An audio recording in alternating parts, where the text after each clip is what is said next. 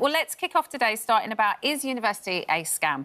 So today, hundreds of thousands of people, as we know, are getting their A-level results. But with a drop in university uptake on top of the rising cost of degrees and growing numbers of graduates struggling to find jobs, the question is university worth it? Well, I have to declare an interest to start with. I didn't go to university. I went straight into journalism at 17, and my then editor said, you'll train on the job. I did a course within, it was NCTJ, National Council for the Training of Journalists, and that's how I progressed in my career. Whereas I insisted, I didn't insist, but I pressed heavily for my son to go to university. Looking back, was that the right thing to do? He was lucky because he was one of the last few where you weren't going to be weighed down with all sorts of debt that young people do now. And I don't necessarily... I think times they are changing, and I don't know what Nick thinks, but I don't think you necessarily need to have a degree. Some jobs you do, doctors, engineers, etc. But I don't understand why you need a degree to be a journalist or to do your jobs or the like. I don't know what Nick thinks. Nick? I don't think it can be one size fits all. Kay is completely right. Obviously, if you're going to be a doctor, a surgeon, an architect, you're going to have to go and study. But I think it tracks back to the days of Tony, or now Sir Tony Blair, when it was felt that it was a natural progression. You went to primary school, you went to secondary school, and then you had to go to university. And candidly, I think there will be many, many, possibly hundreds of thousands of young people or people watching this thinking, I don't quite know why I did it. It doesn't help me at all with the job that I'm doing. To Kay's point, I didn't actually need to go and get a degree to become a journalist or to do whatever I'm doing. And we must never lose sight of the fact, as Kay has proven, you don't need a university degree to be a success. You need to have an interest in the job, to work hard at the job, and you can get there. So although a lot of what Sir Tony Blair did had a lot of merit, I do think this was a misstep, and there's too much pressure on kids today. Yeah, and it is a big day for a lot of people out there. They're getting their results, and they'd be terrified and they'd be disappointed. But as everyone said here, don't worry about it. Life finds its own path, and, you know, you find your own way through it. And I think modern media and different jobs now, work experience is far better than university, let's be honest. I was never good at exams. The exam process, the environment was not something that worked for me. Because, like you say, everybody learns differently. So where some people... I'm the same. I cannot do written reading. I find it really hard to process, but teach me practically and I'll learn it like that. So we just all learn in different ways, but, you know, school exams, it's all very one size fits all. Shout out to all those kids doing their, getting their results today. When I did my O-levels, GCSEs, but I actually dropped out of school when I was doing my A-levels in order to become a journalist. But during my O-levels, they would actually put the piece of paper up next to the teacher's staff room, and everybody would be able to see what your results were. Very different to what they do now. Yeah. Weird. In these strange times, Nick, we look to Jeremy Clarkson for advice when the results come out, but his annual tweet has come out, and this is how he feels we should all react to results. This is what he had to say. If your A-level results are disappointing, don't worry. I got a C and 2 U's, and here I am today, installing lights from my helicopter landing pad in my garden. He jokes, Nick, but he's right. You just find your own way through life, and it's interesting. I think when you look at the colleges and the universities, 3 and 4 top universities this year are looking to clearing to fill the spaces. So maybe young people are feeling the same. They don't feel they have to go there now. You're right. And we are all right to say life sorts itself out. But if you are one of those 18-year-olds and the grade hasn't quite got what you want, you think your life is over, and it's not, as Mr. Clarkson has just proven. And good luck to him. I think we'd all be a pound behind him in the bank. But let's not be too glib, because those kids out there who've only got 2 Bs and a C or 2 As and a C or whatever it might be, for them, they think the world has come to an end. It's the closing of their educational career. It has not. And something like Mr. Clarkson, like Kay, that proves exactly. So take a deep breath. Make sure your mum and or your dad give you a hug. You will get through. And to Craig's point, this is a year when a lot of foreign students aren't coming to this country. There's been various changes in visa requirements, which I won't bore you with, and it's not really relevant. What that means is there are greater opportunities for Indigenous kids, for British kids. So there are far more places. So if you're sitting there with your mum and your dad now, with your head in your hands, and you're watching this morning, be aware there are more places out there. So get onto the clearing system and whatever you do, don't lose hope. This is a better year to come a grade lower than most. Yeah, but don't worry if you don't want to go on to university, which is where we started this conversation. You just have to want to work a little bit harder than the person sat next to you if you want to be a success at your career. And that would be my advice. And also, knock on doors. Eventually, somebody will open it. So just keep knocking until somebody does. Absolutely. And I know a lot of kids worry about, because they might have a bunch of their school pals going to a certain uni and they want to be together and they feel they're missing out. That all kind of breaks up anyway, and you all find new friends, and some of you will drop out because you won't like it. Very good point, it just kind of works itself out. I tell you, guys, what I find absolutely amazing about this story is that Clarkson got a C in anything. I know, Jeremy. I'm staggered he got a C. One place you mightn't be working if you decide not to go to university is Claire's. Yeah. Claire's Accessories on the High Street. A staple. What's happening, Claire? I'm Kay. Kay. That's how excited he was to I was talking to Nick. It's my pet name for him. Well, I can do this. Listen to this, Craig. Listen to this.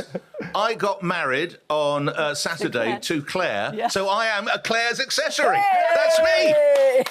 That's what I meant, Kay Burnley. That's a sad day for the High Street, though. Yeah, but apparently young people are not spending money on stuff anymore. They'd rather go to a concert or to travel or whatever. And even if they are, certainly in my experience, people don't go online, don't go shopping on the high street. No. They online shop. If you want something, you go to Amazon, other sites are available. And that's, you can pick something up with a click of a button and it's there the next day. I really miss that because it's taken that level of being around people away even more, isn't it? And I really like going... Go to a shopping festival, there's more people there. No, but I like going shopping with my kids because it feels like a real, little bonding moment and we can go out and kind of do something together and they get really excited about it. I was looking at some of the other shops that have gone. Woolworths, Debenhams, British Home Stores, remember that? I remember that, Jaeger, Comet. Do you remember Comet? Yes. Do you remember Comet, Nick? Yeah. HMV. Toys R Us. Oh, Toys R Us has gone. Yeah. Blockbuster.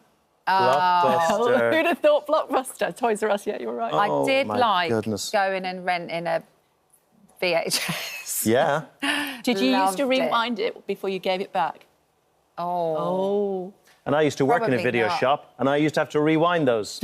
Yeah. Sorry. Yeah, honestly. And do you know what my parents used to do? They used to ring every time I was working and go and put on a voice and ask me to read out all the list of dirty videos under the thing.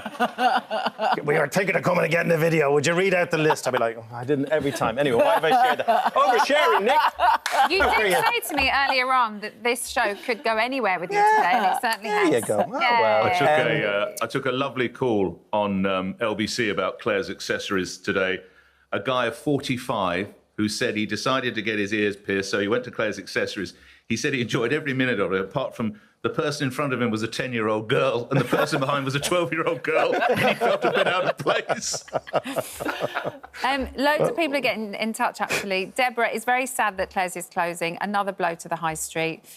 Panda said, end of an era. Claire's was the place for a piercing and a pocket money splurge. Oh. A lot of people saying the stores they miss. Carenza, Woolworths. Yeah, Woolworths, yeah. C&A, as I said before. C&A, I forgot about that. Yep. BHS, British Home Store. I can barely remember. Tammy Girl? Oh, I remember Tammy Girl. What was Tammy Girl? Tammy Girl was a clothes shop. But I suppose the big one really is Topshop. Yeah. For me, that was another one that's one I really want to still be there and be able to take my kids to and Chelsea kind of Girl. go and do... I remember Chelsea Girl. My mum used to go to Chelsea Girl and I would sit there with her. Remember that? Yeah. Look, any stores you'd like to see come back, and why? And memories maybe you have from walking around with your pals or your parents and Woolies looking at CDs or tapes or whatever you looked at. Pick and mix, pick and nick. Yeah, let's not go into that one. Kay. Keep your stories coming Scott, in. don't worry. We want to hear your stories, your memories, the stories you'd like to have come back. Nick, one story you'd like to bring back, what would it be? Finish this advertising slogan for me, Craig. John Collier. The window to watch. There you go. That's it. Bring back John Collier. What's that? What kind of No shop was idea. that? It was men's clothing Gentleman's store. Tailors. Gentlemen's tailors. This is one that we've been discussing actually here for a couple of days. So offering drinks and biscuits to tradespeople. So a new survey has found that the average person serves tradespeople 3 cups of tea a day, but nearly a fifth never even crack out the biscuits. So is it polite? Yeah. To offer the tea and biscuits to tradespeople in your house? And as soon as they turn up, just never do it? Of course you do. And chocolate biscuits out the fridge. Oh. Yeah, they're on site straight off the bat. I've recently just moved and there were 4 men as part of the group. And I had to write down because one of them wanted soya milk with his tea. I mean, come on, buddy. Did you have it? I didn't have it, but I pretended that I did. He's watching, yeah. And he drank it, so I think he was just being pretentious. Nick, do you want to keep them inside or you want to scare them by giving them nothing? Well, no, I've had quite a bit of work done in the house, and I think they've all got the wrong idea about my reputation, because the last time somebody arrived, they said, can I see the wine list and can the steak be a little underdone? And I thought, this is, for goodness sake. No, what I do notice is they all take sugar, like 3 or 4 sugar, but there's no weight on these men at all. And they race up and down fitting boilers or roofs or whatever it might be, but they'll have 3 or 4 sugars. So clearly, because they're burning up all their energy, it works for them. But no, biscuits, if I do that, I end up eating them all. So I don't do that, I'm afraid. Here are the numbers on this, right? 61% always offer a drink, OK? 6% go above and beyond. You're in that, Claire. 30... That's Claire, that's what I'm going with. 36% have made the initial offer, hoping for a refusal, and nearly half draw the line at anything beyond a cuppa, believing tradespeople should bring their own biscuits. That's what do you do? I crack open the old, get the good coffees on the go, and then if I like them, I might go a bit further, maybe rustle up maybe a fish chowder or something like that. Depends what's in the oven. Just get something really going. I don't like anything longer than a 2-hour lunch break, when there's a lot on. My wife's like, stop, you need to be scary, so they don't take advantage. So I'm torn. Thoughts? No. So she sets the tone of, I'm here to mean business and you better do what you're meant to be doing. Does she soften over time? And kind of... Well, they respect her. Yeah, you see. And always a beer on a Friday.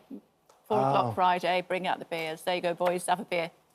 Oh, that's nice too. Yeah, that's more like it. Yeah. I'm always I'm in awe of these people that they handling all this live electricity, or they're switching off the gas, or they're doing running water. I mean, I'm so grateful they're there. I sometimes offer them clothing, whatever it might be. I'm just so pleased you're here. What do you want? I'll give you anything. I can't believe you've got people there at 4 o'clock on a Friday. Friday usually knock off early. You've done well there. Yeah. Good. OK, so we're saying that we should offer tea, coffee and be nice. Absolutely. OK, that's the rule. We had gardeners in recently and it was really hot and we dished out the ice lollies as well. Yeah. Nice people. Just treat people the way you would want to be treated. Yeah. Oh, hello.